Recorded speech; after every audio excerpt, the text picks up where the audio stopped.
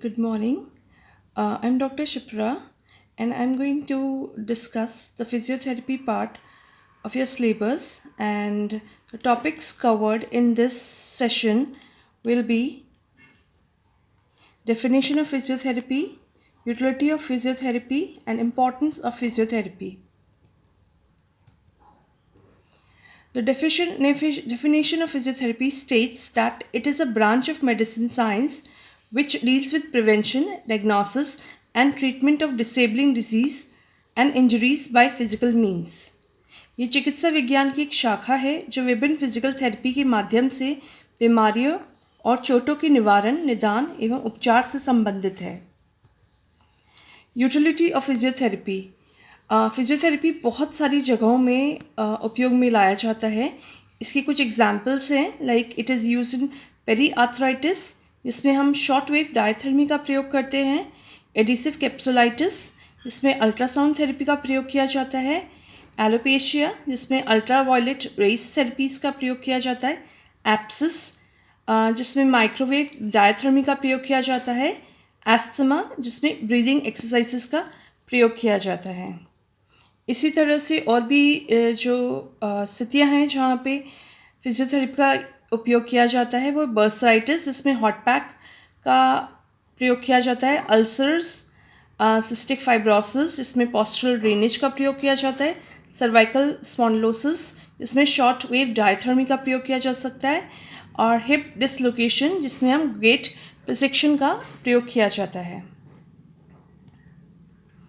Importance of physiotherapy, जैसे हम देख चुके हैं कि बहुत सारी डिजीज़ेस हैं जहाँ पे हम फिजियोथेरेपी का प्रयोग कर सकते हैं। फिजियोथेरेपी का प्रयोग मुख्यतः पेन रिडक्शन, रिलीविंग और प्रिवेंशन में यूज़ होता है, और मसल्स और जॉइंट के फंक्शन को रिस्टोर करने में इसका प्रयोग होता है, सर्जरी को अवॉइड करने में इसका प्रयोग होता है, और साथ ही जो भी कमज़ोर पार्ट है बॉडी का उसको स्ट्रेंथ प्रोवाइड करने के अंदर इसका प्रयोग होता है। इससे गेट बैलेंस में इम्प्रूवमेंट होता है और क्वालिटी ऑफ लाइफ को भी इम्प्रूव किया जाता है इससे।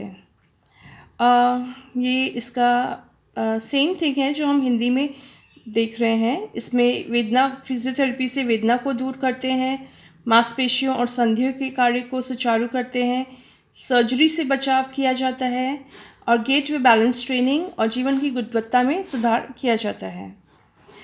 जो मेन एरियाज़ हैं जहाँ पे फिजियोथेरेपी का इम्पोर्टेंस है वो है geriatric medicine, primary health care, oncology, women health, cardiopulmonary disorder, dermatological disorder, sports medicine, pain management and neuromuscular condition. Same thing is depicted in Hindi. जरा चिकित्सा, प्राथमिक स्वास्थ्य देखभाल, कैंसर विज्ञान, महिलाओं का स्वास्थ्य, कार्डियोपल्मोनरी विकार, त्वचा संबंधी विकार, स्पोर्ट्स मेडिसिन, वेदना प्रबंधन और न्यूरोमस्कुलर स्थिति।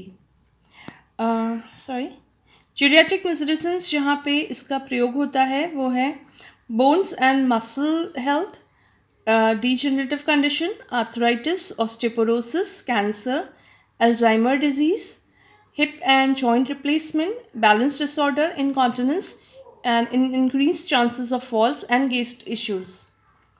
Similarly, जरा अवस्था में जिन व्याधियों में हम इसका प्रयोग करते हैं वे हड्डियों और मांसपेशियों का स्वास्थ्य, डिजेनरेटिव डिजीज़ेस, रूमेटॉइड लाइक जो बोन डिसऑर्डर्स हैं, ऑस्टियोपोरोसिस है, कैंसर, अल्जाइमर डिजीज़ है, गेट बैलेंस है, इनमें हम इसका प्रयोग करते हैं।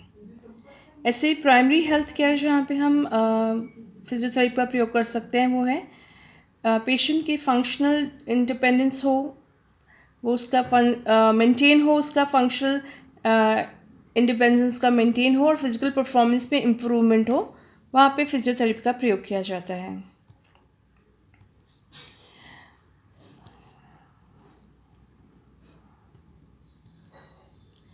प्राथमिक स्वास्थ्य देखभाल में रोगी की क्रियात्मक स्वतंत्रता में सुधार, उसको बनाए रखना और शारीरिक प्रदर्शन में सुधार में प्रयोग किया जाता है। ऑन्कोलॉजी के अंदर हमें जो कंडीशंस हैं जिसमें हम प्रयोग करते हैं वो acute lymphoblastic leukemia, acute myeloid leukemia, chondroblastoma, colorectal cancer, Ewing sarcoma, gastric cancer, giant cell tumors, multiple myelomas, जिसमें हम इसका प्रयोग करते हैं.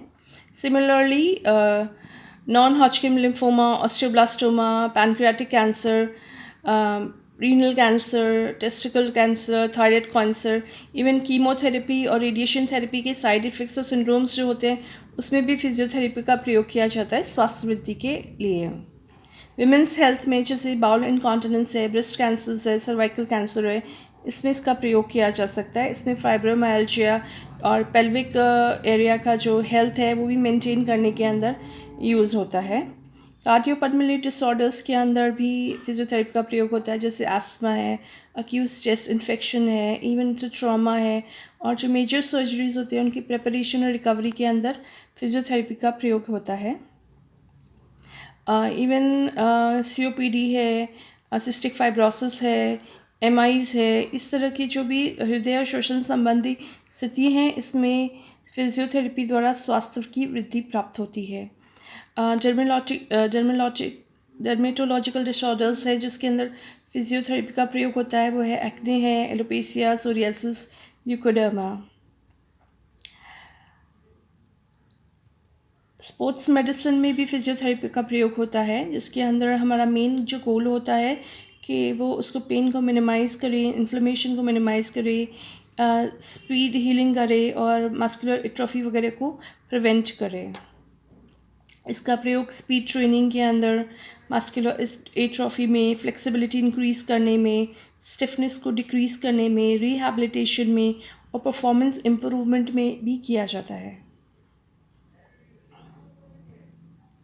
इवन जो न्यूरोमस्कुलर कंडीशंस है जिनमें फिजियोथेरेपी का प्रयोग किया जा सकता है, वो मस्कुलर डिस्ट्रोफीज ऑफ वेरियस टाइप्स होती है, उनमें उनका प्रयोग किया जाता है.